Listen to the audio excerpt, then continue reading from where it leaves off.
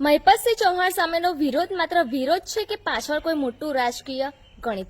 ક્યારેક સવાલનો જવાબ શબ્દોમાં નથી હોતો, સમય પોતે જવાબ આપી દે છે। જેમ જેમ ઊંચાઈ વધે છે તેમ તેમ નીચે ઉભેલા લોકોની નજર પણ વધારે જાય છે। એક વાત યાદ રાખજો, शोर कितना भी हो जाए सच की आवाज दबती नहीं और वक्त आने पर हर चेहरे से नकाब उतरता है। આજે મહિપતસિંહ ચૌહાણને લઈને સોશિયલ મીડિયામાં અનેક સવાલો છે। વિરોધ કેમ, આટલી ચર્ચા કેમ અને અચાનક આટલા બધા સવાલો કેમ? કોઈ તેને રાજકીય વિરોધ કહે છે, તો કોઈ વ્યક્તિગત મુદ્દો કહે છે, તો કોઈ પાછળનું ગણિત શોધી રહ્યું છે। પણ મારી વાત સીધી છે, લોકપ્રિયતા જો કામથી મળે છે તો વિરોધથી એને રોકી શકાતી નથી। અને જો કોઈના વિરોધમાં ખરેખર સત્ય હોય તો પુરાવો સાથે સામે આવે, કારણ કે આજના સમયમાં અવાજ મોટો હોવો એ પુરાવાની ગેરંટી નથી। 2027 પહેલા રાજકીય માહોલ ગરમ થવાનો છે।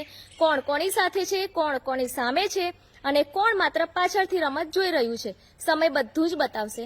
યાદ રાખજો, ઊંચાઈ પર પહોંચનારાઓથી ઈર્ષા કરનાર ઘણા મળશે, પણ નીચે ખેંચનાર એ જ હોય છે જે પોતે ઉપર ચડી શકતા નથી।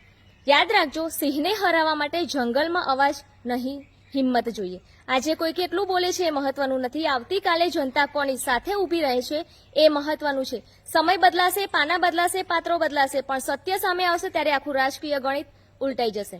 એટલે અત્યારે નિર્ણય નહીં, વેટ એન્ડ વોચ, કારણ કે वक्त की आवाज धीमी जरूर होती है, लेकिन जब फैसला सुनाती है तो बड़े बड़े शोर खामोश हो जाते हैं। તમને શું લાગે છે, આ માત્ર વિરોધ છે કે પાછળ કંઈક બીજું જ ગણિત છે? તમારો જવાબ કોમેન્ટમાં જરૂર આપો।